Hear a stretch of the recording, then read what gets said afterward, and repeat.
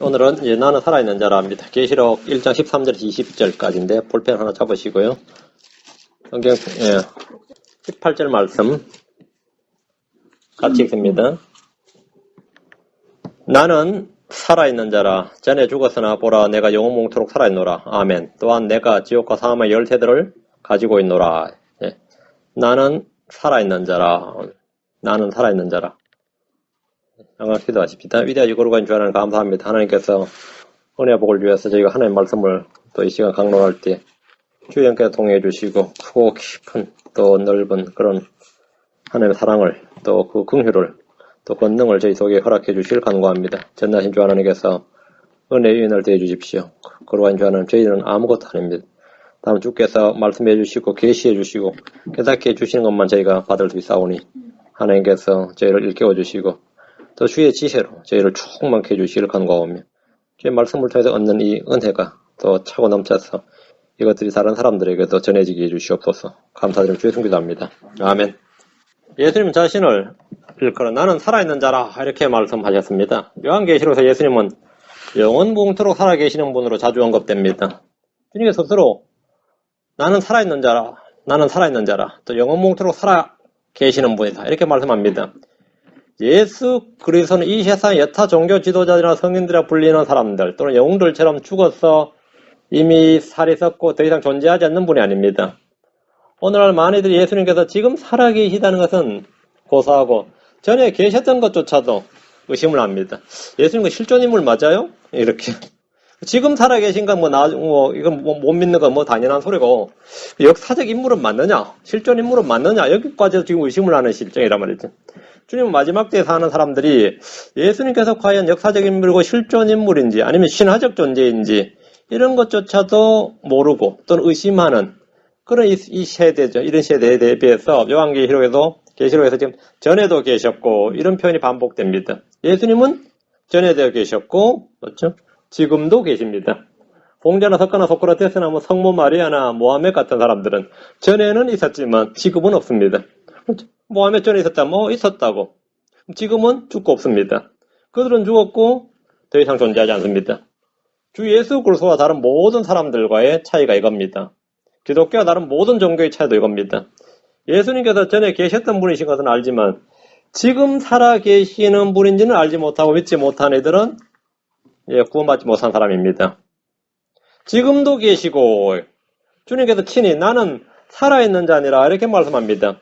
나는 살아있는 자. 18절 보시면 우리는 그냥 나는 살아있는 자라고 번역했지만 영어로 보면 I am he that lives. 내가 바로 그니라 하죠. I am he. 내가 그니라. 살아있는 그니라.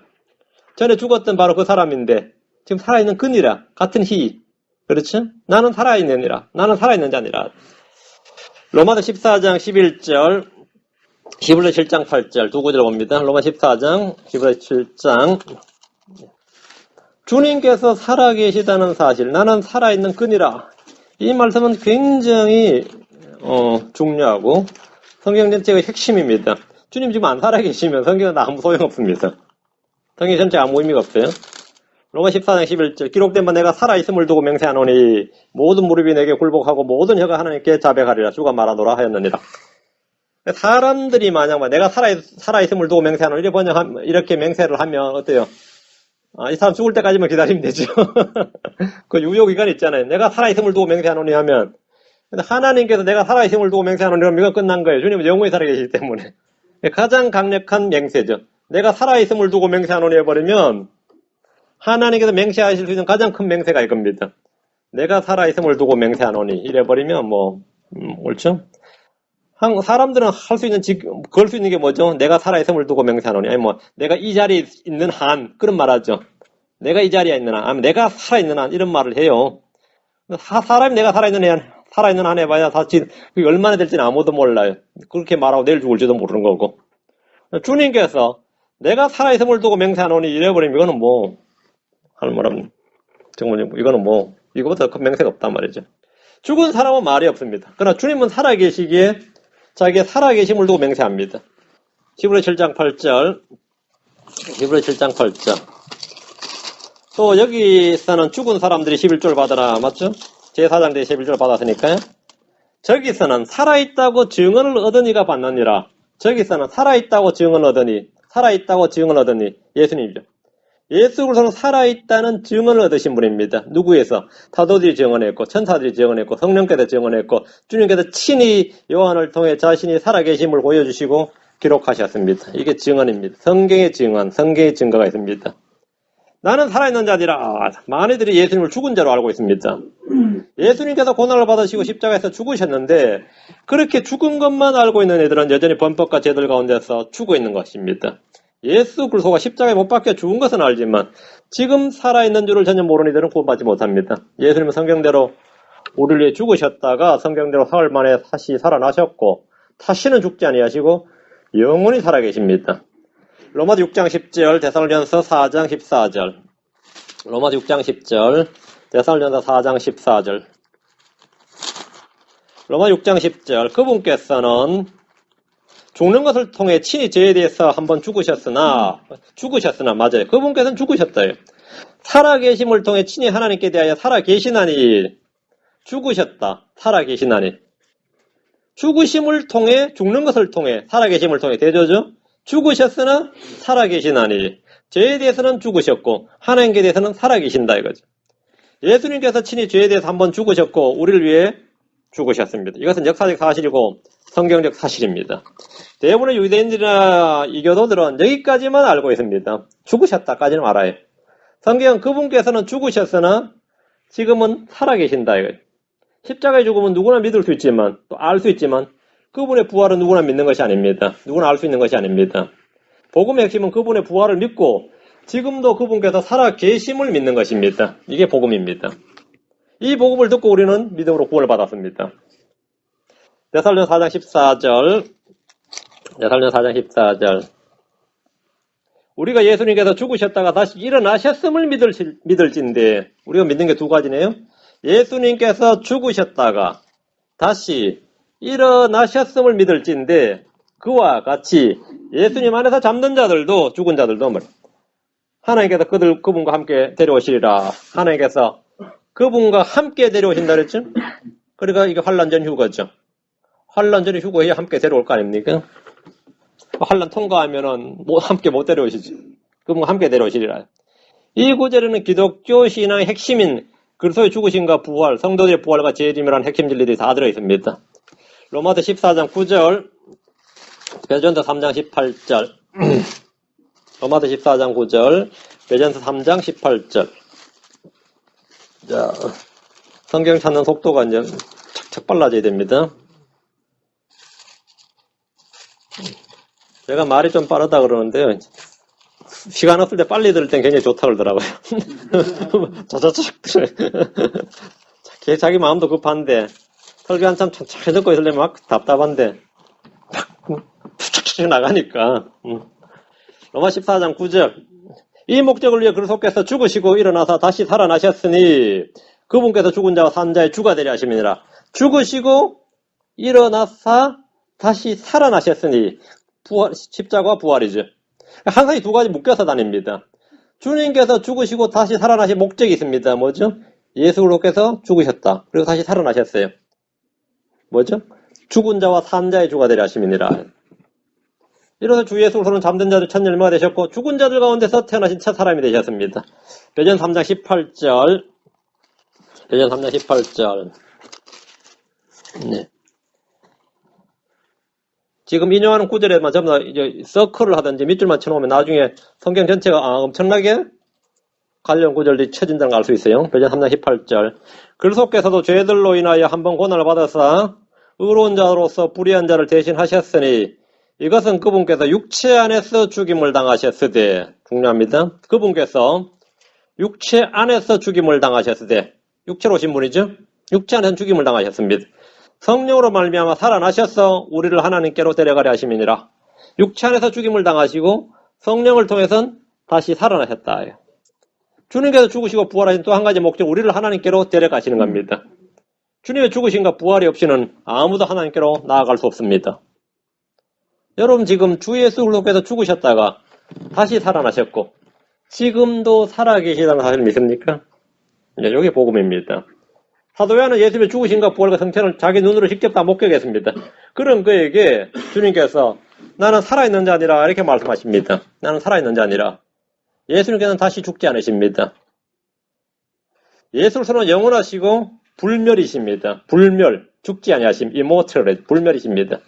디모데전서 6장 16절, 디모데후서 1장 10절. 자, 제가 예수 그리스도를 믿기 전에 들었던 이 세상적 진리죠. 불교 진리인데 불교에서 말한 지들끼리 말한 핵심이 생자 필멸이었어요. 산 것은 반드시 죽는다. 멸. 필멸, 소멸. 살아있는 것은 언젠간 죽는다는 거죠.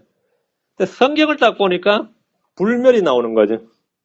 산 것은 반드시 죽는다니까 죽음의 끝은 삶이다. 이거. 죽음의 끝은 생명이다. 이게 부활입니다. 산 것의 끝이 죽음이고 죽음의 끝이 부활이에요. 죽음의 끝이 부활이다. 이거. 디모데전서 6장 16절. 오직 그분께만 죽지 아니함이 있고 그랬죠. 맞습니까? 오직 그분께만 죽지 아니함이 있고 그분이 우리 주님이십니다. Who only has immortality, immortal, mortal이 죽는다, 멸이에요. immortality는 불멸입니다. 그분께만 불멸이 있고, 그분께만 불멸이 있고, 여기 불멸이 나오죠. 십자가에 못 박혀 죽으셨던 예수로서는 영원의 불멸의 하나님이십니다. 자, 디모데후서 뒤로는 1장 10절. 그래도 동그라미 서클. 이제 우리의 구원자 예수 그리스도의 나타나심으로 분명히 드러났으니 그분께서는 사망을 패하시고 복음을 통해 생명과 죽지 아니하심을 밝히 드러내셨느니라. 복음을 통해 보면 immortality, life and 생명과 뭐라고? immortality, 불멸, immortal, 불멸. 생명과 불멸을 드러내셨다. 예수님께서는 사망을 패하시고 복음을 통해 생명과 죽지 아니함, 불멸을 드러내셨다. 밝히 드러내셨느니라. 그분께서는 부활을 통해 사망을 패하시고 복음을 통해 생명과 죽지 아니함을 불멸을 밝히 드러내셨습니다. 우리는 지금 예수님께서 드러내주신 생명과 불멸을 알고 있습니다. 그걸 믿고 있습니다. 자, 다시 계시로 와서 자 본문을 보겠습니다. 요한계시록 1장 13절부터 16절까지는 하늘에 계신 우리 주 예수의 형상, 용모, 초상화라고 할 수 있습니다. 예수님이 어떻게 생겼는지 너무 궁금하다. 그럼 이 부분 읽으면 돼요. 우리 주님께서 제자들한테 초상화 한 장이라도 그림을 남겨두셨으면 얼마나 우리가 딱 볼 수 있잖아요. 그죠? 근데 주님께서 초상화도 한 장 안 남겨놓으시고 말이죠. 그렇죠. 우리 조선의 왕들은 이제 죽기 전에 자기 얼굴 용안이라 그러죠. 그거를 그리는 화가를 한 명 뽑아요. 그걸 어진화사라 그럽니다. 어진을 그린다 그래요. 어진을 그릴 수 있는 이제 화가 되면 그게 국가의 최고 화가죠. 그래 어진을 그리는 거예요. 딱 보고. 그런데 지금 뭐 세종대왕 그림도 남아있잖아요. 그럼 주님도 내 얼굴 하나만 그려봐라. 내 초상 하나 그려보라고 남겨놓으면 죽을 텐데 주님이 안 남겨놓으셨다고. 안 남겨서 그때 뭐 카메라도 없었고 말이죠. 응? 그러다가 복음서에 보면 예수님의 용모를 좀 자세하게 키는 몇 피트 좀 되고 이렇게 써놨으면 좋은데 아무도 안 남겨놨어요. 그런 게 아예 없어요. 근데 크리스천들은 또 이상하게 없으면 궁금하다고. 그거 한번 알아보려고 말이죠. 예수님 어떻게 생겼을까 싶어가지고 어느 화가 그려놓은 성화라도 하나 벽에 붙여놔야 마음이 든든하지 안심이 되든지. 그다음에 초상화라도 말이죠. 어느 배우 사진이라도 하나 떼어 그쳐놓고 어째 그 영화에서 예수님 역을 나왔으니 그게 예수님이 생각하고 붙여놓은 사람 많지요. 예수님과 전혀 상관이 없는데 오늘 이 13절부터 16절까지가 하늘에 계신 우리 주 예수의 형상, 용모 초상화입니다. 이 모습은 굉장히 중요한데 왜 중요하냐? 우리가 예수님과 같은 모습이 되니까 우리가 지금 흙으로 된 이 몸을 갖고 있는데 하늘에 가서 예수님과 같은 모습이 되면 대체 어떤 모습이 될까? 그것을 짐작해 볼 수 있는 거죠. 요한은 자신이 본 예수의 모습을 본 그대로 증언하고 기록해 두는데 이것은 복음서나 사도 바울 서신에 안 나오는 거예요. 이 모습은 오늘 화가들이나 성화로 그리는 예수님의 초상과는 너무나 다릅니다. 영화에 나오는 예수님의 모습과도 전혀 다른 모습입니다. 다빈치가 그린 최후의 만찬에 나오는 예수님과 성경에 나오는 예수님의 모습은 비슷하지 않습니다. 자, 13절. 먼저 딱 사람을 먼저 옷부터 보는 거죠. 그 일곱 등잔대 한가운데 사람의 아들 같으신 분께서 발까지 내려온 옷을 입고 가슴에 금띠를 두르고 계시더라. 중요합니다. 일곱 등잔대 한가운데 사람의 아들 같으신 분께서 이게 참 은혜로운 말씀이죠. 요한이 딱 봤는데 그 등잔대 가운데 사람의 아들 같으신 분이 딱 있었다 이거죠. 거기 짐승 같은 놈이 하나 떡 있어 봤어요. 아이고, 끔찍하지. 안 그래요? 아니면 용이 떡 있었다 생각해 보세요. 아유, 이거는 뭐. 아니면 날개 달린 뭐가 있다 그래 보세요. 이거 끔찍하잖아요? 끔찍하죠. 근데 사람의 아들 같으신 분께서 탁 있었어요. 전 이 구절 요거 하나만 가지고 은혜로워요. 사람의 아들 같으신 분께서. 사람의 아들 같은 분께서. 안 그래요? 뭐 독수리 같으신 분께서 이래봐. 이건 완전 황당한 거죠. 아니면 땅에서는 전혀 보지 못한 어떤 모양 같으시더라. 뭐 이래도 이건 참 상당히 난감하면 우리가 이제 아노미가 돼버린 거죠. 왜? 우리는 예수님과 같은 모습이 돼야 되는데 그런 모습을 봐버리면 우리는 감 짐작이 안 되잖아요.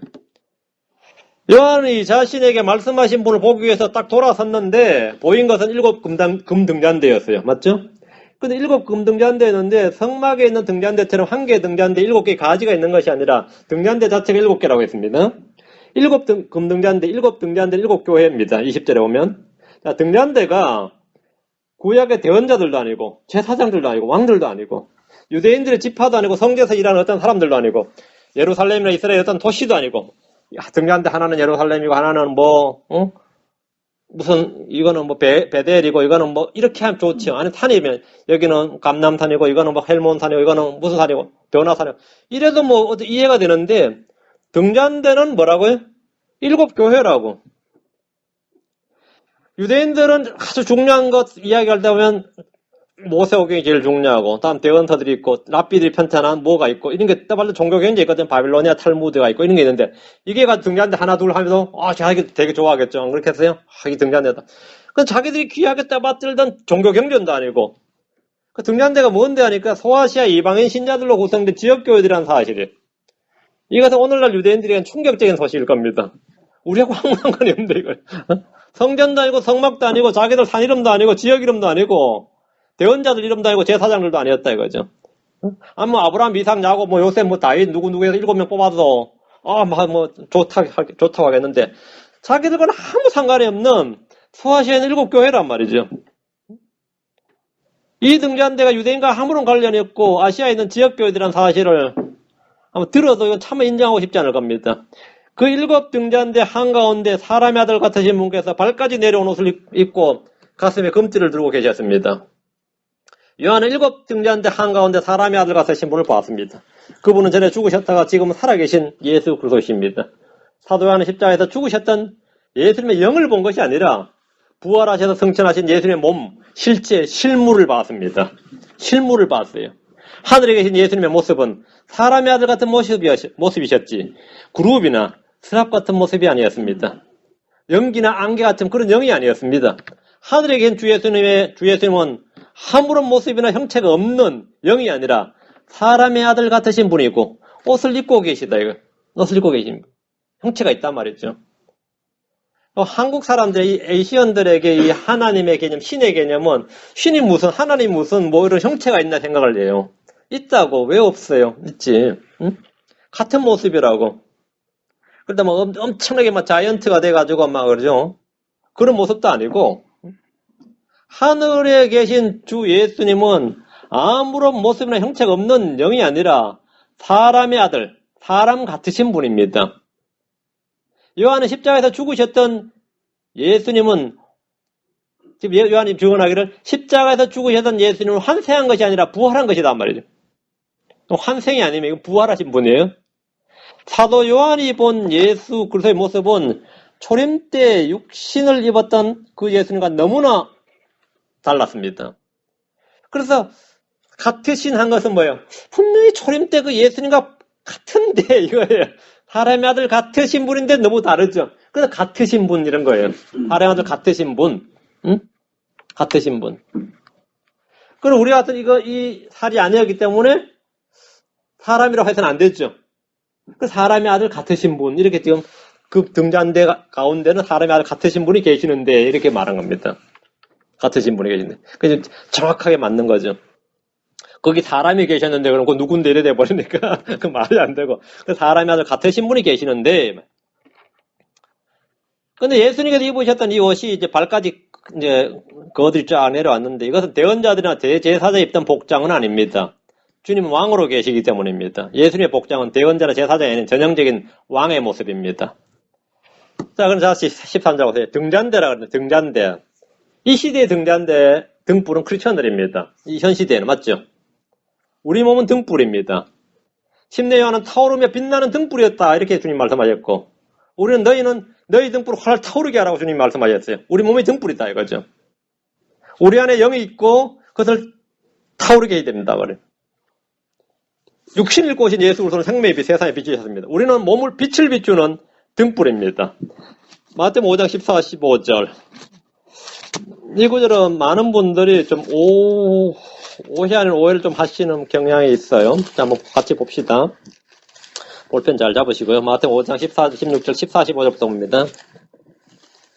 너희는 세상의 빛이니 산 위에 세운 도시가 숨겨지지 못하리라. 너희는 세상의 빛이니.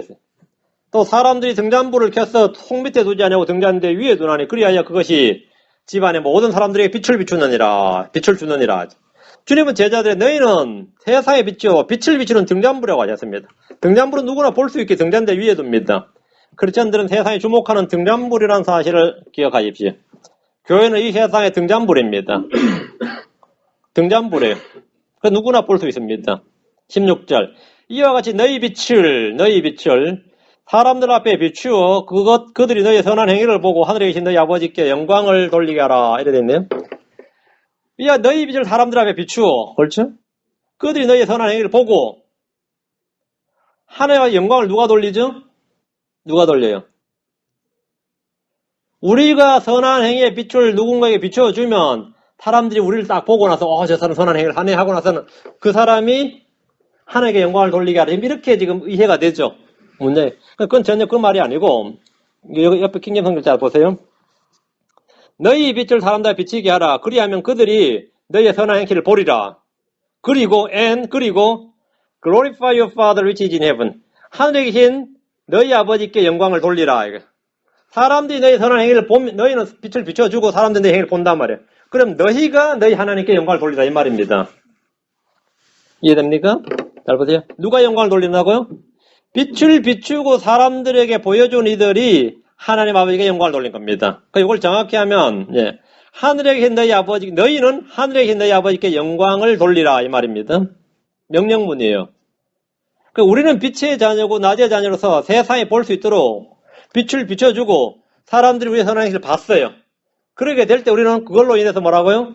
하나님께 영광을 돌리라고요.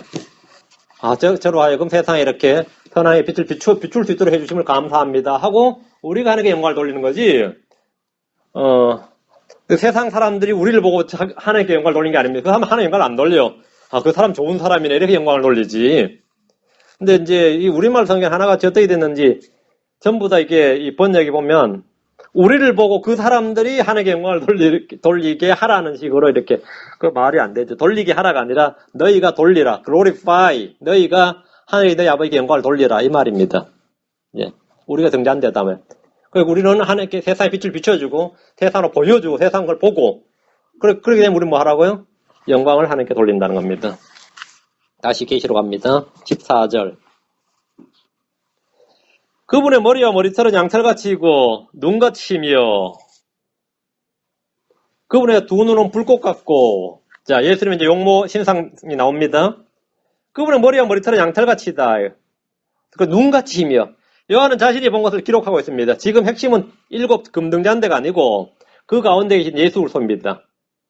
그분의 머리와 머리털은 양털같이고 눈같이다고 말합니다. 예수님은 동양인의 검은 머리나 양키들의 금발이 아니라 완전히 백발입니다. 그분의 머리와 머리털이 양털같이 눈같이다고 말합니다. 구약에 능한 사람들은 이건 이제 다니엘서 7장 9절을 딱 기억하게 됩니다. 다니엘 7장 9절 한번 보시죠. 다니엘도 하나님을 본 적 있죠.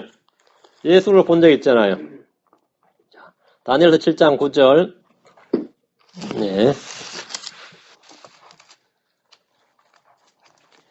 그 왕자들이 무너져 내릴 때까지 내가 보면 옛적부터 계시니가 앉아 계시는데 옛적부터 계시니 예수 그리스도죠. 그분의 옷은 눈같이고 그분의 머리털은 순결한 양털 같으며 그분의 왕자는 맹렬한 불꽃 같고 그분의 바퀴들은 타오르는 불 같더라고. 그분의 머리털은 순결한 양털 같으며 나오죠. 그래서 같은 모습이죠. 요한이 본 예수 그리스도와 다니엘이 본 예수 그리스도는 같은 모습이죠. 양털 같다요. 그분의 머리와 머리털은 양털같이고 눈같이며 굉장하네요. 자, 그럼 이제 여기서 뭐 생각이 하나 나는 구절이 있는데, 이사 1장 18절. 이사 1장 18절. 이사 1장 18절 보시죠.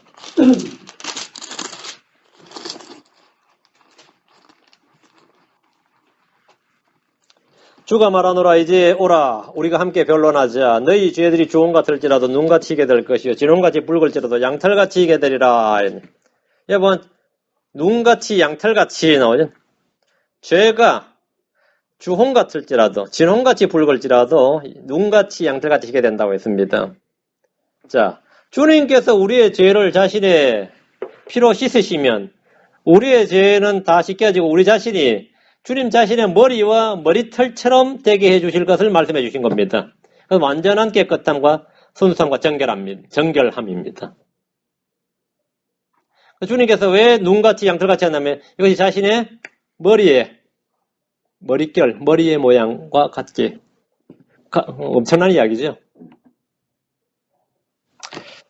자, 다시 이사야 53장 2절, 아가서 5장 10절. 자, 두 구절 봅니다. 이사야 53장. 이사야 53장은 우리 주 예수 그리스도의 초림 때의 육신의 모습이 나옵니다. 다음에 아가서 5장 10절에서 10절부터 예.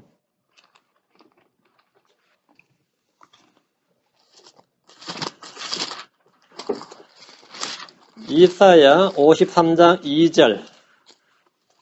다 찾으셨죠? 그가 그분 앞에서 연한 초목같이 마른 땅에서 나온 뿌리같이 자랄 터이니 그에게는 모양도 없고 우함도 없으며 우리가 그를 볼 때 그를 흠모할 만한 아름다움이 없도다. 알았죠? 예수님의 모습은 어떻습니까? 예. 모양도 없고 모양이 없다. 참 모양새가 안 난다 이거죠. 우아함도 없고 그러다 품이라도 있느냐 그렇지도 않은 거죠. 풍기는 분위기도 별거 아니고 우리가 그를 볼 때 그를 흠모할 만한 아름다움이 없도다. 이게 예수님의 모습입니다. 대언자 이사야는 예수님 외모에 대해서 모양도 없고 우함도 없고 흠모할 만한 아름다움이 없다고 증언했습니다. 그런데 솔로몬의 아가서 5장으로 갑니다. 10절 11절 보세요. 아가서 5장 10절에 뭐라 합니까? 나의 사랑하는 이는 희고도 불그스레하니 만명 가운데서 가장 뛰어나시도다. 그분의 머리는 가장 좋은 정금 같으며 그분의 머리채는 숱이 많고 까마귀같이 검도다. 이렇게 나오네. 뭐가 좀 다르죠? 왜 이렇게 틀려요? 여기 보면 뛰어난 아름다움을 가지신 분으로 나옵니다. 초림 때 예수님의 모습은 연한 초목이요 마른 땅에서 나온 뿌리라고 말합니다. 근데 솔로몬의 아가서 지금 폈죠? 5장 15절에 뭐라 나와요? 그분의 용모는 뭐라고요? 그분의 용모는 레바논 같으며 백향목처럼 빼어나고 이래 나오죠. 이사야서는 연한 초목 마른 땅에서 나온 뿌리라고 말하는데 그렇죠? 이 차이가 느껴집니까? 근데 사도 요한은 그분의 머리가 양털같이 눈같이 있다고 말했는데 또 아가서에는 뭐라고요? 예. 숱이 많고 까마귀같이 검다잖아요. 그렇죠? 여기서는 얼굴색이 희고도 불그스레하다고 나오고 맞아요? 이쪽에서는 희다고 나오죠. 그렇습니까? 왜 이 차이가 뭐죠? 이사야 53장은 예수님의 초림 때 모습, 십자가까지입니다. 아가서에 나오는 모습은 부활하신 모습입니다. 요한이 본 모습은 하늘에 올라가신 모습입니다. 그게 차이입니다. 14절. 성경 안 읽는 분들은 뭐 차이가 있는 줄도 몰랐다 그래요. 나 이런 차이가 있는 줄도 몰랐다 이러면은 그냥 그렇게 사는 거예요. 그냥 아는 분은 알고 그런 거. 14절 1장 14. 그분의 눈은 불꽃 같고 했죠. 지상에서 사람들은 예수님의 눈을 가리고 그분의 얼굴을 때렸습니다. 십자에서. 그러면서 뭐랬어요? 대언하라 너를 친 자가 누구냐 이랬어요. 예수님의 눈을 가리고 막 때리고 나서는 대언하라 너를 친 자가 누구냐 이렇게 조롱을 했습니다. 예수님의 눈을 가리고. 부활하신 예수님의 눈은 비둘기의 눈처럼 맑고 깨끗했습니다. 아가서 5장 12절에 그분의 눈은 물 많은 강가에 사는 비둘기의 눈 같아서 저주로 씻은 것 같고 알맞게 박혀있도다 이랬어요. 눈이 굉장히 순수한 맑은 눈이었단 말이죠. 근데 계시록에서 요한이 본 눈은 비둘기의 눈이 아니라 뭐라고요? 불꽃 같았습니다. 불꽃 같은 주님의 눈을 똑바로 마주 볼 수 있는 사람은 없을 겁니다. 다 두려움에 떨 겁니다. 15절. 그분의 두 발은 이제 발까지 날아왔습니다. 자, 눈, 머리까지 냈고요. 그분의 두 발은 용광로에서 날고온 듯한 정제된 녹 같으며, 정제된 녹이 어떤 fine, 정제된 아주 깨끗한 좋은 녹 같으며, 꿀이 말이죠. 그분의 음성은 많은 물들의 소리와도 같고 했습니다. 이것은 신발의 모양이 아니라 맨몸에 두 발이 이러하단 말이죠. 발이 이렇다면 그분의 발은 어떤 모습이냐 한번 생각해 보십시오. 그분의 두 발은 용광로에서 달군 듯한 정제된 녹 같다고 지금 본문이 말합니다.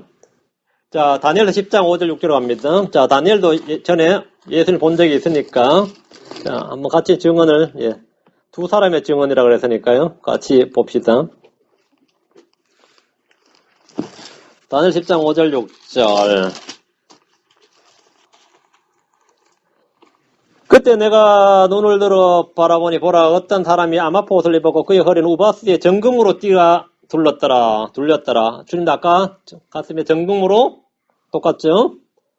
또 그의 몸은 녹주석 같고 그의 얼굴은 번개 모양 같으며 그분의 눈은 등불 같고 여보 그분의 눈은 뭐라고요? 등불 같고 나오죠?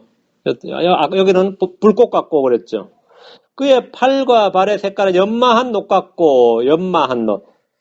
여러분 녹굴이 될 때 그걸 막 닦으면 그 연마한 녹입니다. 깨끗하게 빛이 반짝반짝하다. 그 연마한 녹 같고 그의 말소리는 한 무리의 소리 같더라. 있네요. 자, 녹 같다. 그의 팔과 발의 색깔이 뭐라고요? 연마한 녹과 같다. 계시록에서는 용광로에서 날고 온 듯한 정제된 녹과 같다 그랬죠. 그의 팔과 발의 색깔, 그의 몸은 뭐 같다고요? 녹주석 같다 그랬죠. 녹주석. 자, 그러면 다니엘서를 구약의 요한계시로 부르는 이유가 지금 이게 동일한 것을 계시하고 있기 때문입니다. 요한은 다니엘이 보았던 그분을 봤습니다. 약간 묘사가 차이가 있지만 거의 같죠. 우리는 여기에서 영광스러운 몸이 어떤 몸인지 알 수 있습니다. 지금 우리의 몸은 지금 흙으로 되어 있습니다. 영광스러운 몸은 어떻다고요? 녹주석 같습니다. 영광스러운 몸은 녹주석 같아요. 녹주석이 뭔지 아세요? 베릴 같다고요. 팔과 발의 색깔 역시 연마한 녹과 같습니다. 자, 그러면 색깔이 대충 나옵니까? 이게 우리가 있게 될 몸이에요. 주님의 발이 영광로에 달군 듯한 정제된 녹과 같다고 했으니 우리는 정확히 그분과 같은 모습이 됩니다.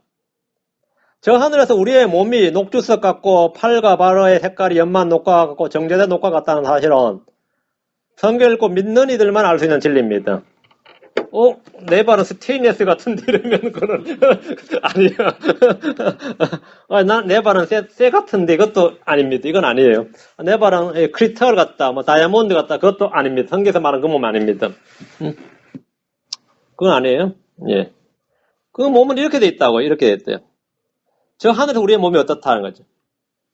이런 진리는 사실 알기 어려운 게 아니고 좀 믿기 어려운 겁니다.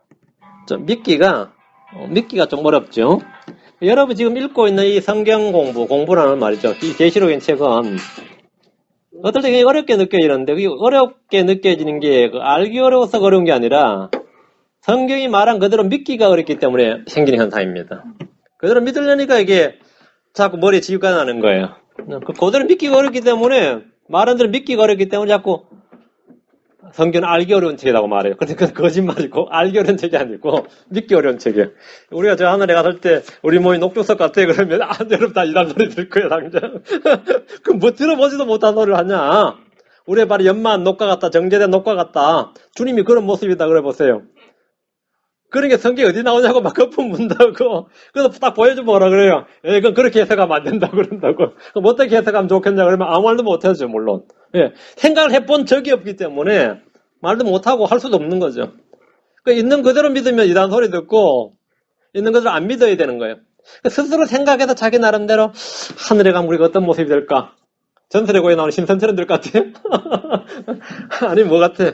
그리스 로마 신화에 나오는 어떤 존재 아니면 여기 나오는 헐리우드 영화에 나오는 어떤 존재들처럼 그 초자연적인 존재들 영화에 많이 나오는데 그런 몸이 아니다. 성경에 나온다고 우리가 입을 몸이 나오는데 이 몸이 부활한 영광스러운 몸이다 이거죠. 믿기 어렵지 이런 몸을 우리가 입는다 이거죠. 성경에 있는 그대로 읽는 그대로 믿는 자에게는 알기 쉽고 깨닫기 쉽습니다. 성경은 알기 어려운 책이 아니라 믿기 어려운 책이라 그런 말이 있어요. 알기 어려운 책이 아니라 믿기 어려운 책이다. 다음 15절 갑니다. 자, 15 다시. 그분의 음성은 많은 물들의 소리와도 같고, 여러분 물소리 들어보셨어요? 물론 뭐 수돗물 소리가 매일 듣겠지만 화장실 변기 내린 물소리도 듣겠고, 그 말고 진짜 물소리. 홍수 한번 졌어. 강물이 진짜, 아니면 그 계곡물이 쏟아져 내릴 때 그 물소리예요. 아니면 또 파도가 칠 때 그 바다 물소리 있죠. 그 진짜 소리 진짜 장관이에요. 그 들을 만하지. 그분의 음성은 물들의 소리 같다. 그랬어요. 에스겔서에 나오는 표현인데요. 에스겔서 이게 2번 나와요. 또는 천둥의 소리 같다는 표현도 있고요. 여러분 예수님 음성을 들어본 적이 있느냐 이거죠. 나 한 번도 들어본 적이 없다 이게.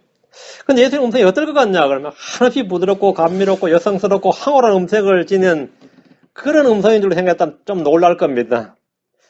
그거 아마 다이너마이트 터진 소리 같을 걸. 그러면은 그게 좀 차라리 비슷하죠. 응? 그분의 음성은 성경 곳곳에 나와 있습니다. 상세히 나와 있어요. 사무엘하 22장 14절.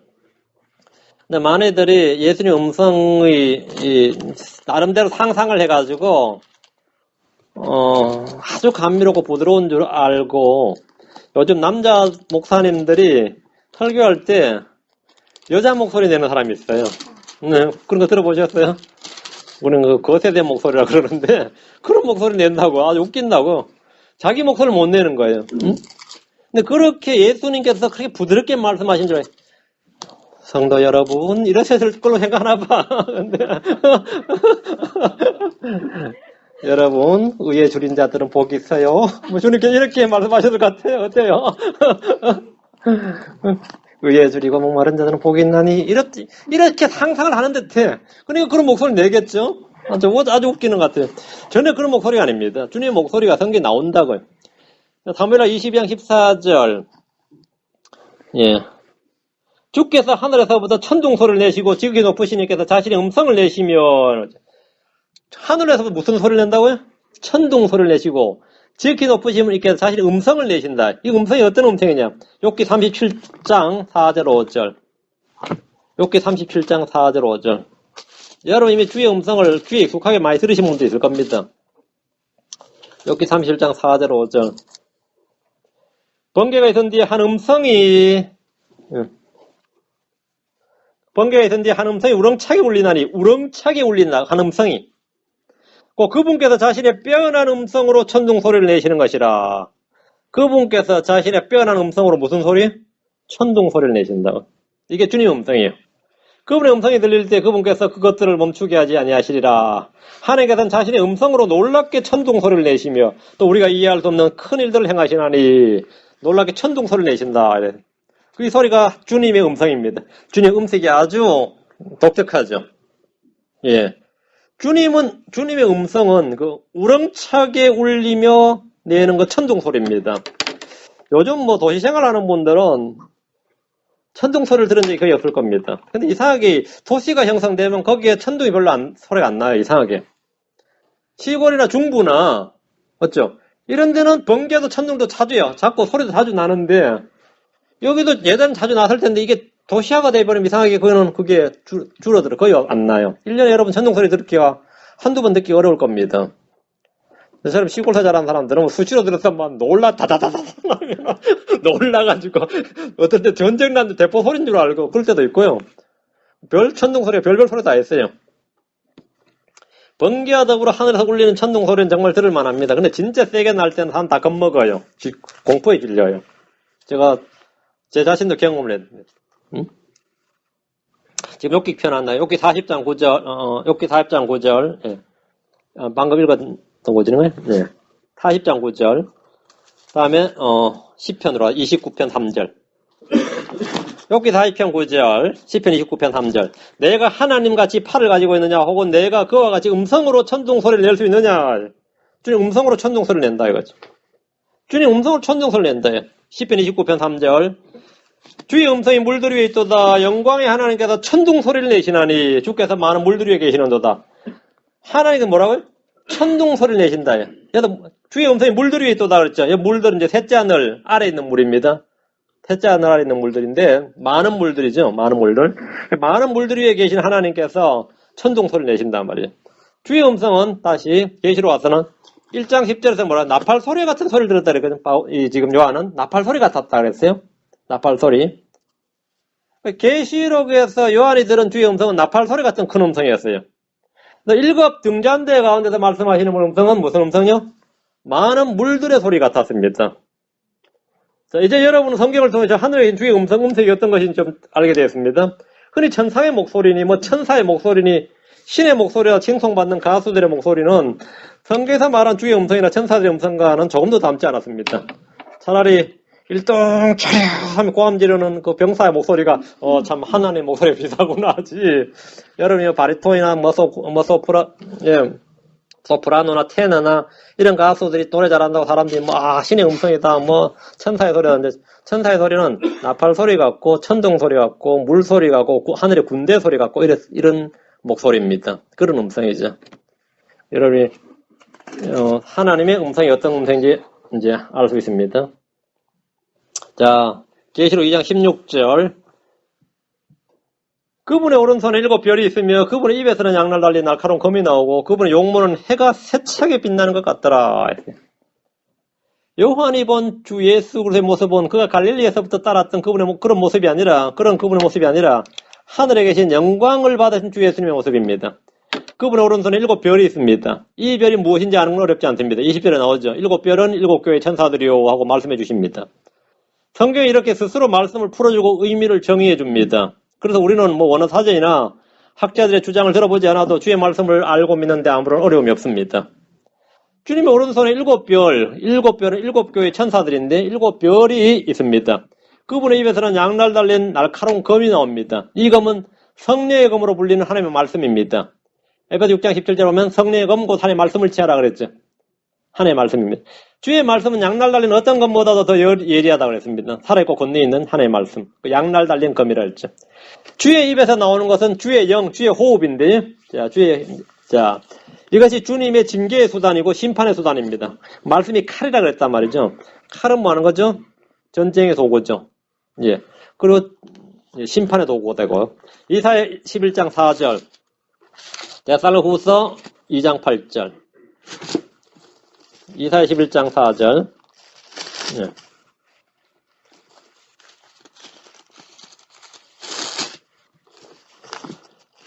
데살로니가후서 2장 8절.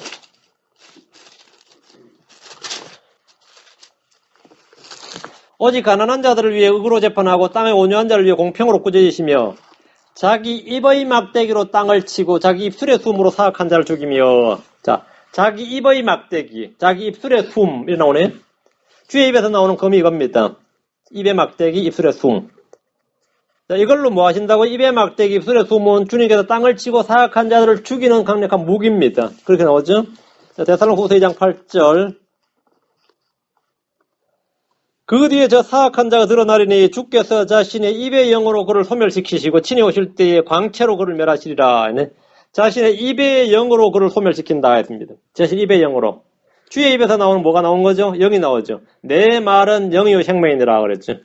주의 말씀이 바로 영이요 생명이고 주의 말씀이 막대기가 되고 칼이 됩니다. 성령의 검이 되는 거죠. 요한이 그분의 입에서 나오는 양날 달린 날카로운 검이라고 했는데 요한이 본 그분의 입에 나오는 양날 달린 검은 주의 말씀, 주의 호흡이었습니다. 주의 말씀, 주의 호흡이었습니다. 다시 계시록 와서 1장 16절. 그분의 용모는, 이제 용모가 나왔네요. 그분의 용모는 어떤 것 같아요? 그분의 용모는 16절에 딱 한마디로 표현되어 있네요. 그분의 용모는 해가 세차게 빛나는 것 같더라. 이게 용모, 주님의 용모입니다. 예수님의 용모가 해가 세차게 빛나는 것 같다고 증언하는데 이는 예수님께서 의의 태양이시기 때문입니다. 말라기 4장 이전에 의의 해가 솟아올라 그랬죠.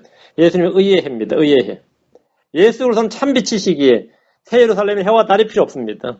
계시록 21장 3절에 그 도시는 해와 달이 안에서 빛을 비출 필요가 없었으니 이는 하나님의 영광이 그 도시를 밝혀주었고 어린 양께서 그 도시의 광채이기 때문이라. 예수님 자신이 광채다 이거죠. 이 빛은 해와 달과 별, 전기불 같은 이런 이 발광체가 아니라 주님 자신에서 나오는 그 참빛에서 나오는 영광스러운 빛이에요. 빛의 근원에서부터 나오는 빛입니다. 아무도 볼 수 없고 보이지 않고 접근할 수 없는 빛 가운데 계신 하나님께서 친히 빛을 주시는 도시가 새 예루살렘입니다. 거기가 우리가 사는 도시입니다. 거기는 해와 달도 필요 없고 전기도 어떤 다른 불빛도 필요하지 않습니다. 요한은 지금 7 등잔대 가운데 계신 주님의 용모까지 본 그대로 지금 증언했습니다. 자, 이 모습은 에스겔서 1장 27절 28절로 갑니다. 에스겔도 하나님을 본 적이 있죠. 환상 가운데서. 에스겔 1장 27절 28절.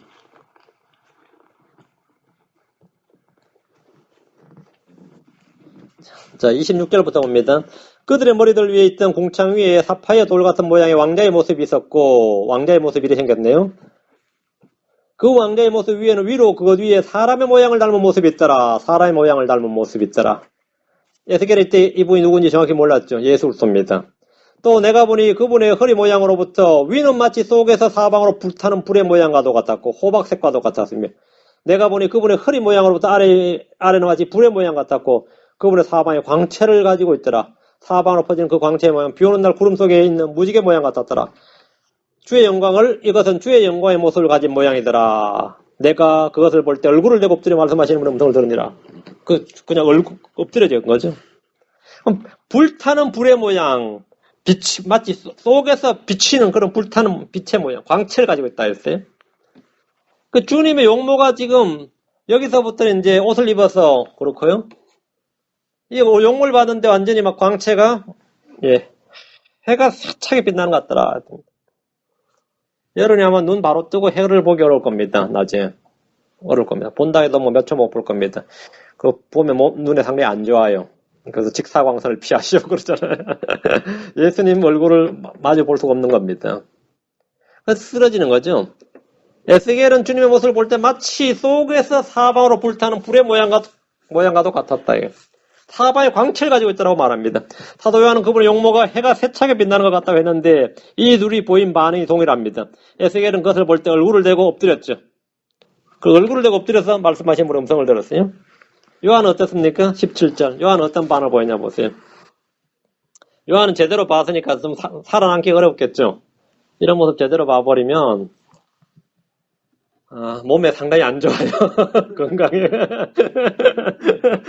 몸에 상당히 안 좋아요. 이런 모습 봐버리면 어떻게 되냐. 17절 보세요. 내가 그분을 볼 때 죽은 자같이 그분의 발 앞에 쓰러지니 이래 됩니다. 그분께서 오른손을 내 위에 얹으시며 내게 이르시되 두려워하지 말라. 나는 처음 위험하지 마기니. 주님께 자기 계시네요. 아까 나는 살아있는 자라 이미 말씀하셨고, 그분의 모습을 본 사람들의 반응을 한번 보십시오. 에스겔은 얼굴을 대고 엎드렸다 그랬고요. 요한은 죽은 자같이 그분의 발 앞에 쓰러졌고, 맞죠? 그분의 발 앞에 쓰러졌고, 다니엘도 주님을 봤죠. 다니엘은 몸 안에 기력이 다 빠진 채 얼굴을 땅으로 향하고 얼굴을 뒤에 깊이 잠들어 버렸습니다. 그러니까 실신한 거죠. 실신했다는 표현이죠, 이게. 다니엘 10장 8절 5절에 보면 그러므로 내가 홀로 남아서 이 큰 환상을 볼 때 내 안에 기력이 남지 아니하였으니 내 아름다움이 내 속에서 변화에 썩은 것이 되었고 아무 기력도 내게 남지 아니하였느니라. 실신하는 거죠. 그럼에도 내가 그의 말소리를 들었는데 귀는 살아있어요.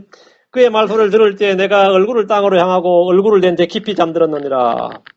주의 영광을 본 사람들의 반응 하나가 똑같습니다. 육신의 눈으로 주의 영광을 본 사람들의 반응은 다 이렇습니다. 다메섹에서 주님을 만났던 바울은 그 자리에서 쓰러졌습니다. 바울은 땅에 쓰러져서 뭘 했죠? 주의 음성을 들었습니다. 변화설에서 주 하나님의 음성을 들은 제자들은 얼굴을 대고 엎드려서 심히 두려워했습니다. 그냥 얼굴을 대고 엎드렸어요. 그걸 덜덜 떨었습니다. 주의 영광을 보고 그 음성을 들을 때의 모습이 이렇습니다. 오늘날 주를 보았다는 체험이나 간증, 체험 간증을 하면서 돌아다니는 분들이 있는데 그들의 간증과 너무나 다릅니다. 성경과. 천국에 갔다 왔다는 간증을 하는 이들의 체험을 보면 성경과 전혀 일치하지 않습니다. 성경에서 비슷한 사람도 없어요. 그런 간증하고. 그러나 들으면 가짜구나. 그 가짜에 속아요. 그 가짜에서 그걸 또 CD로 DVD를 만들어 놓고 그게 또 나한테가 오더라니까요. 목사님도 한번 들어보세요. 한번 보세요. 뭔 이야기입니까? 누구 이번에 천국 갔다 온 간증이라는 게. 참 또 열심도 해요. 얼마나 부지런한지. 그런 열정이 어디서 나는지 하여튼 해줘. 목사님 하면서 와요. 그래서 제가 잠깐 들어오라 그래서 말씀 몇 구절만 펴주면 다시 나 안 본다고 희한하잖아요. 말씀을 들어야 되는데 말씀은 안 들어요. 체험과 성경이 일치하지 않으면 성경이 맞는 거죠. 사람의 느낌이나 체험이나 보고 들은 것보다는 성경이 훨씬 더 확실하고 옳습니다. 자, 다시 계시록 1장으로 갑니다. 자, 사도 요한은, 자, 1장 10절에서 나가 큰 음성을 들었다의 밑줄. 12절에서는 내가 돌아섰어의 밑줄, 돌아섰다. 12절 돌아서서 뭐 했죠? 보았죠? 예. 금능전을 보았는데 밑줄. 다음 17절에는 뭐였죠? 쓰러졌다. 거기 밑줄. 그러니까 요한은 들었고, 돌아섰고, 보았고, 쓰러졌습니다. 그렇습니까? 이것은 주님께서 죄인들을 구원하시는 순서입니다. 그 죄인들의 반응의 순서예요. 우린 주의 복음을 들어야 됩니다. 들어야 돼, 일단. 말씀을 들으면 사람이 보이는 반응이 시끄럽다, 이게 뭔 소리냐, 이런 사람이 있고, 요한처럼 돌아서는 사람이, 말씀하시는 분이 누구신가 하고 돌아선다고. 그 말씀하신 분을 한번 알아보기 위해서 돌아선다, 이거예요. 돌아서야 돼요. 말씀하신 분이 누구인지 알고자 하는 마음이 생겨서 돌아서요. 말씀하신 주님께로 돌아가서는 것이 회개입니다. 말씀을 들었지만 돌아서지 않으면 그건 구원받지 못합니다. 주의 말씀을 듣고 돌아선 후에야 비로소 주님을 보게 되는데, 일단 부활하신 주님을 보게 되면 그는 죽은 자처럼 쓰러집니다. 부활하신 주님을 보게 되면 펄펄 나는 게 아니라 쓰러져요. 자신이 죽은 사람은, 자기가 죽은 사람은 자기 견해나 자기 주장이나 자기 자랑이나 자기 영광이나 자기 확신 등이 전혀 없습니다. 왜 이러냐면 죽어버렸어. 죽은 자처럼 쓰러져 있다 이거예요. 주님을 본 사람들은 다 나는 죽었노라, 내가 산 것이 아니요, 내가 아니라, 이런 말만 나오고 이런 생각밖에 없습니다. 요한은 일어서지 않았고 주님은 그를 일으키지 않았습니다. 주님 언제 이렇게 4장 1절에서 이리로 올라오라 하면서 그 명령이 있을 때까지 주님은 쓰러져 있었는데, 그 승천 때까지 모든 크리스천들이 이리로 올라오라 할 때까지 이 땅에서는 주님 앞에서 쓰러져서 주의 말씀을 들어야 됩니다. 그 날마다 죽은 채로, 죽어 있는 상태라. 우리는 저 하늘로 들림받는 그 순간까지 자기 십자가를 지고 죽은 채로 죽은같이 되어 주의 말씀을 들어야 됩니다. 다시 17절입니다. 그분께서 오른손을 내 위에 얹으시며 내게 이르시되 두려워하지 말라, 나는 처음이요 마지막이니. 주님은 쓰러진 요한 위로 오른손을 얹으시며 두려워하지 말라, 나는 처음이요 마지막이니라 하고 자신을 계시하셨습니다. 두려워하지 말라. 주님이 함께 계시기 때문입니다. 두려워하지 말라. 내가 여기 있다. 내가 함께 하겠다. 예수님은 요한에게 나는 예수니라 이렇게 말씀하지 않고 나는 처음이요 마지막이니라 이렇게 하셨는데, 얘는 자신이 하나님이심을 선포하신 것입니다. 나는 예수니라 이랬으면 요한이 아이고 오랜만입니다 그렇겠어요? 어때서 같아요? 아이고 오랜만입니다. 이게 얼마만입니까? 근데 주님께서 지금 그러지 않고 나는 처음이요 마지막이니 이랬단 말이죠. 요한은 천사를 본 것이 아닙니다. 요한은 구약의 어떤 대언자나 자기 조상들 중에 한 명을 본 것이 아닙니다. 요한은 하나님이신 예수 그리스도를 보았던 겁니다. 두려워하지 말라, 나는 처음이요 마지막이니라. 처음이신 분은 누구죠? 하나님입니다. 이게 이사야서에 3번 나오고 계시록에 3번 나와요. 자, 이사야서 봅니다. 41장 4절. 이사야 41장 4절. 거기다 밑줄을 쫙쫙 쳐놓으세요. 자, 이사야 41장 4절. 그 일을 누가 이루고 행하였으며 처음부터 그 세대를 불러내었냐? 나주가 마지막 세대와 함께한 첫 번째 세대를 불러내었나니 내가 곧거니라. 이래 되니 영어 성경을 잠깐 봅시다. 41장 4절에 예, I the Lord the first and with the last I am he. 나오죠. 나는 뭐라고? 나 주는 the first 처음이요 and with the last 또한 마지막이니라. 그죠? I am이 내가 그니라. 나는 처음이요 마지막이니 하면 이거죠. I the Lord 나 주는 the first 이해됩니까? the first 오케이. 예, 자 41장 27절로 합니다. 41장 27절. 예. 처음이시니가 시온에게 이르기를 했죠. 처음이시니가 시온에게 이르기를. 처음이시니가 The first shall say to Zion. The first가 말씀하시기를 이제. The first 하나님이죠. The first가 누구죠? 하나님이죠. 처음이시니가 The first는 하나님이십니다. 하나님의 칭호의 이름이에요. The Fold. 처음이시니까 시온의 기르기를. 대환란 때 이스라엘 사람들은 예수란 말보다 나는 처음이요 마지막이니 이 말씀을 더 잘 알 겁니다. 더 잘 알아들을 겁니다. 이것은 이스라엘의 왕, 만군의 주께서 야곱을 부르실 때 사용하시는 하나님 호칭이기 때문입니다. 뒤로 와서 44장 6절.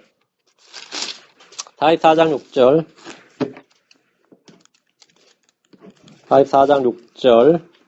이스라엘의 왕인 주 곧 그의 구속자인 만군의 주가 이같이 말하노라. 나는 처음이요 나는 마지막이라 나 외에 다른 신이 없느니라. 주님께서 나는 처음이요 나는 마지막이니라 이렇게 말씀하셨어요. 자, 이스라엘의 왕인 주 곧 하나님께서 이스라엘에게 익숙한 이름이죠. 48장 12절. 오 야곱아 내가 부른 자 이스라엘아 내 말에 귀를 기울이라. 나는 그니 I am he. 내가 그니라. 나는 처음이요 또 나는 마지막이니라. 나는 그니 나는 처음이요 또 나는 마지막이니라. 요한이 본 예수 그리스도는 이스라엘 왕이시오 이스라엘을 오 야곱아 하고 부르시는 주 하나님이셨습니다. 주 하나님이셨습니다. 자 18절입니다. 자 계시로 다시 와서 18절. 나는 살아있는 자라. 전에 죽었으나 보라 내가 영원 몽토록 살아있노라. 아멘. 또한 내가 지옥과 사망 열쇠들을 가지고 있노라. 주님 요한에게 계속해서 자신이 누구인지 어떤 분인지 말씀해 주셨습니다. 요한은 주의 날 성령 안에서 영광을 받으신 그분을 보았고 들었습니다. 반모섬에서 유배와 있던 요한은 7 금등잔대 가운데 계신 그분의 모습을 머리에서부터 발끝까지 다 보았고 그분의 용모를 보았고 그분의 음성을 들었습니다. 요한은 죽은 자처럼 그분의 발 앞에 쓰러졌는데 주님께서 요한에게 손을 얹으시면서 나는 살아있는 자라. 전에 죽었으나 보라 내가 영원토록 살아있노라 이렇게 말씀하셨습니다. 요한은 그분이 누군지 압니다. 주 예수 그리스도이셨습니다. 어떤 이는 죽은 줄 알았는데 살아계셨군요. 죽었다고 들었는데 죽으신 것이 아니었는가? 죽은 것 맞으세요? 이렇게 할지 모릅니다. 예수님을 처형한 유대인들 중에는 분명히 그는 죽었다라고 증언할 겁니다. 그는 죽고 없다. 근데 주님이 견해 죽었으나 보라 내가 영원토록 살아있노라. 고로 모자나 하나님이니라요. 이스라엘에게 증언하는 겁니다. 사실 크리스천들에게 이야기는 다 하는 이야기. 나는 살아있는 자나. 나는 영원토록 살아있노라. 그때는 다 아멘했죠. 근데 예수님이 죽고 없는 줄로 아는 사람들에게 이 말은 충격이죠. 안 그렇겠어요? 이건 완전 샤킹하죠. 죽었는데 죽여버렸는데 그래 주님께 나는 살아있는 자라. 전에 죽었으나 너희가 죽은 사람 맞다 이거죠. 보라 내가 영원토록 살아있노라. 아멘. 예수님은 십자가에 못 박히셨고 옆구리에 창이 찔리셨습니다. 사람들은 그분을 십자가에서 내려서 무덤에 옮겼고 돌로 막아버렸습니다. 그런데 그분이 지금 살아계십니다. 어떻게 된 겁니까? 그분은 죽은 자들로부터 부활하셔서 죽은 자들로부터 태어난 첫 열매가 되셨습니다. 모든 종교의 창시자들, 교주들은 지금 죽고 없습니다. 그들은 전에 죽었다는 사실에서 끝입니다. 그러나 예수 그리스도는 죽었으나 지금 살아있습니다. 보라 내가 영원토록 살아있노라 했습니다. 다시 18절. 또한 내가 지옥과 사망의 열쇠들을 가지고 있노라. 주님께서 독특한 말씀하셨네요. 내가 지옥과 사망의 열쇠들을 가지고 있노라. 사망은 몸을 붙잡아두는 곳이고요. 지옥은 혼을 붙잡아두는 곳입니다. 그렇죠? 사망 우리 몸을 주는 것, 지옥은 우리 혼을 붙들어두는 곳이죠. 그래서 여기서 풀어주려면 뭐가 필요하죠? 열쇠가 필요해요. 열쇠가 필요해요. 사망의 열쇠를 돌리면 뭐가 되죠? 죽은 몸이 부활할 수 있는 거죠. 예. 그리고 이거 지옥의 열쇠 풀면 뭐죠? 혼이 그 죽은 자들의 부활, 악인의 부활이겠죠. 됩니까? 예수님께서는 죽어서 지옥에 가셨을 때 지하세계 이곳저곳을 마음대로 다닐 수 있으셨는데 그분은 지옥과 사망의 열쇠들을 가지고 계셨기 때문입니다. 열쇠들이라고 했으니까 열쇠가 하나가 아니죠. 지옥에는 여러 개의 문들이 있습니다. 사망의 문 역시 여러 개입니다. 열쇠들이라고 해서 열쇠들이라고 하는 걸 통해서 우리는 문이 여러 개 있다는 걸 알 수 있습니다. 욥기 38장 17절에 보면 사망의 문들이 내게 열린 적이 있느냐 혹은 내가 사망의 그늘의 문들을 본 적이 있느냐. 사망의 문들, 사망의 그늘의 문들, 문들, doors, 복수입니다. 문들이 여러 개단 말이죠. 욥은 사망의 문들이라고 말했습니다. 마귀는 살인자고 사망의 권세를 가지고 있지만 주님께서 허락하지 않으시면 죽으려고 해도 죽을 수가 없습니다. 다윗 역시 사망의 문들이라고 시편에 보면 사망의 문들이라고 말합니다. 주님께서 이 반석에 내가 교회를 세우리니 지옥의 문들이 그것을 이기지 못하리라. 지옥의 문들 했으니까 예, 게이트거든요. 지옥의 문이 아니고 지옥의 문들 했으니까 지옥에도 문이 여러 개 있어요. 하늘에도 하늘에 문들이 있고 창들이 있죠. 하늘에 문과 창이 있거든요. 지옥의 문들, 사망의 문들이 있습니다. 근데 이 문들의 열쇠는 누가 가지고 있다고요? 예, 주 예수님께서 가지고 계시다고. 예. 주 예수님이 가지고 계십니다. 하늘에도 문과 창들이 있고 지옥과 멸망에도 문들이 있다는 것은 이상한 일이 아닙니다. 성경에는 몇 가지 종류의 열쇠가 나오는데 왕국의 열쇠들이 나오고 지식의 열쇠들, 지옥과 사망의 열쇠들, 다윗의 열쇠, 바닥 없는 구덩이 열쇠, 이제 열쇠가 있습니다. 주님은 길이시고 양들의 문이십니다. 또 믿음의 문도 되시고요. 믿음 문, 유문이시다 이거죠. 자, 여기서 잠깐 초림 때 예수님과 십자가에서 예수님과 지금 요한이 본 영광 받으신 예수님의 모습을 한번 비교해 보십시다. 십자가에서 예수님은 두 강도들 사이에 계셨지만 영광을 받은 주님은 어디 계신다? 7 금등잔대 가운데 계셨습니다. 맞죠? 십자가에서 예수님 옷이 벗겨지셨고 사람들이 그것을 나누고 제비 뽑았습니다. 지금 예수님은 발끝까지 닿는 옷을 입고 계십니다. 십자가에서 예수님의 머리에는 가시관이 있었지만 지금 예수님의 머리는 금으로 된 관이 있습니다. 십자가에서 예수님의 머리는 피로 범벅이 되셨지만 지금 예수님의 머리는 양털같이 힙니다. 십자가에서 예수님은 심한 통곡과 슬픔의 눈물로 눈이 다 패였지만 지금 예수님의 눈은 불꽃 같습니다. 십자가에서 예수님의 발은 못에 찔렸지만 지금 예수님의 발은 정제된 녹과 같습니다. 십자가에서 예수님의 목소리는 죽어가는 이 음성이었지만 지금 예수님의 음성은 나팔 소리 같고 많은 물소리 같습니다. 십자가에서 예수님의 손에는 못이 박혔지만 지금 예수님의 손에는 7 별들이 잡혀 있습니다. 십자가에서 예수님의 입에서는 피와 갈증과 혀가 잇몸에 달라붙었지만 지금 예수님의 입에서는 양날선 검이 나옵니다. 십자가에서 예수님의 얼굴은 심하게 상하셨지만 지금의 예수님의 얼굴은 혀차게 빛나는 해와 같습니다. 완전히 다른 모습입니다. 19절입니다. 내가 본 것들과 지금 있는 것들과 이후에 있을 것들을 기록할지니. 자, 기록을 명하셨습니다. 주님은 요한에게 3가지로 구분해서 기록할 것을 명하셨는데 내가 본 것들 뭘 봤죠? 7 금등잔대를 봤고 예수님 자신을 봤죠. 내가 본 것들, 지금 있는 것들, 주의 날에 와 있으니까 지금 있는 것들은 대환란이죠. 지금 있는 것들은 대환란이에요. 이후에 있을 것들, 그 뭐죠? 천년왕국이죠. 그 영원세계입니다. 내가 본 것들은 지금 1장에서 본 7 금등잔대와 주 예수 그리스도의 모습입니다. 지금 있는 것들은 7 교회의 모습이죠. 계시록 2장 3장이 되겠죠. 이후에 있을 것들은 대환란의 모습과 천년왕국과 영원의 모습이죠. 지금 요한은 주의 날에 성령 안에서 주 하나님을 보았고 그분의 음성을 들었습니다. 혹자들은 교회 시대, 대환란, 천년왕국과 영원 이렇게 이 3가지 나눌 때 1장부터 3장을 내가 본 것들, 대환란을 지금 있는 것들, 천년왕국과 영원을 이제 앞으로 있을 일들 이렇게 나누는데 주님께서 요한에게 내가 본 것들 이렇게 하셨을 때 본 것들은 7 별과 7 금등잔대 신비를 말한다는 것은 20절에 나오죠. 내가 본 내 오른손에 7 별과 7 금등잔대 나오죠. 그리고 바로 이게 내가 본 것들 할 때 본 것들은 계시록 1장을 말하는 것이다 말이죠. 지금 있는 것들은 계시록 2장부터 교회 이야기고 있을 일들은 이제 대환란과 천년왕국이 되겠네요. 자, 20절로 갑니다. 곧 내가 본 내 오른손에 있는 7 별과 7 금등잔대 신비라. 7 별은 7 교회 천사들이요. 내가 본 7 등잔대는 7 교회니라. 주님 직접 설명을 하셨습니다. 주님은 2번이나 내가 본이라고 말씀하셨는데 요한은 7 별과 7 금등잔대를 분명히 봤습니다. 7 별은 7 교회 천사들입니다. 별들은 지금 밤하늘에 보이는 행성들, 저 별들이 있고 천사들을 뜻할 때가 있습니다. 7 등잔대는 7 교회인데 이 교회들은 요한이 살던 당시 소아시아에 있던 지역 교회들이었는데 현재 요한이 주의 날 성령 안에 있다는 점에서 이 교회들은 대환란 초기 교회로 보입니다. 현재 신약 교회들이 아니라 대환란 때 이 땅에 있는 교회들의 모습입니다. 여기서 천사들이 누구인가 논쟁이 좀 있습니다. 교회 천사들은 교회의 사역자들이다 이런 주장을 하는 이들이 있는데 그러니까 이제 감독이나 장로나 목사가 이제 교회 천사라는 거예요. 이건 굉장히 광범위하게 퍼져 있는 이 가르침입니다. 근데 제가 성경 어디를 봐도 사도나 대언자나 목사나 교사나 장로나 감독을 천사로 부르는 예는 성경에 없습니다. 교회 천사라고 하는데 교회 천사는 그냥 천사는 천사예요. 근데 이제 그러다 보니까 요한이 교회 천사에게 편지하라고 하면 천사에게 어떻게 편지를 할 수 있냐? 천사가 아니겠지 해서 다른 성경 아예 교회 사역자에게 편지하라고 바꿔버렸어요.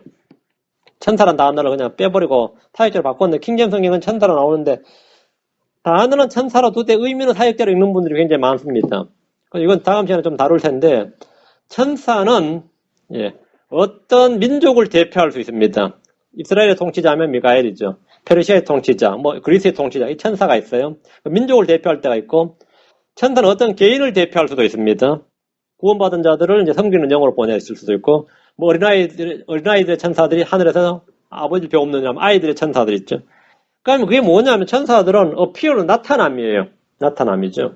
그럼 교회의 천사란 것은 하나님 앞에 나타난, 우리 주님 앞에 나타난 교회의 모습입니다. 주님께서는 이것을 가지고 이제 신비라고 하셨습니다. 신비죠, 당연히. 신비죠. 신비는 비밀은 아닙니다. 신비는 미스테리죠. 미스테리는 이해하기가 좀 어려울 뿐이지 미스테리죠. 시크릿은 아니에요. 시크릿은 뭐죠? 감추어두고 알면 안 되는 거고 신비는 알아야 되는 거예요.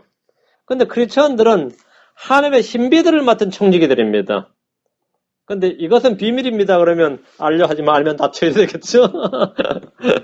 근데 개혁성경에 보면 비밀이라고 번역이 돼 있어요. 그러니까 비밀이니까 알지 마지. 알면 안 되는 성경 알면 안 되는 책이에요. 비밀인데 왜 알려고 그러냐. 주님이 비밀로 남겨놓으셨는데, 근데 비밀은 없습니다. 신비입니다. 그래서 신비는 비밀이 아니다. 신비는 비밀이 아니기 때문에 계시를 통해서 풀리는 겁니다. 우리는 모두 하나님의 신비들을 맡은 청지기들이다 말이죠. 다음 시간에 이제 계속해서 이제 7교회를 이야기하면서 교회 천사와 7교회에 관해서 하겠습니다. 오늘은 여기까지. 잠깐 기도합시다. 위대하시고 거룩하신 주 하나님 감사합니다. 주님께서 은혜와 복을 많이 베풀어 주셔서 저희가 늘 성령으로 충만하게 하시고 주의 말씀을 잘 깨달아 알 수 있도록 해주시옵소서.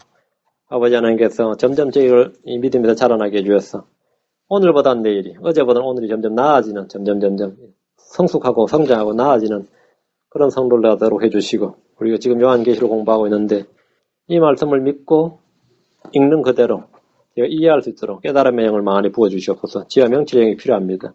저희 스스로 말씀을 억지로 풀려고 하는 것이 아니라 마음속에서 자연스럽게 깨달아지고 알아질 수 있도록 도와주십시오. 감사드리며 주의 승리도 합니다. 아멘.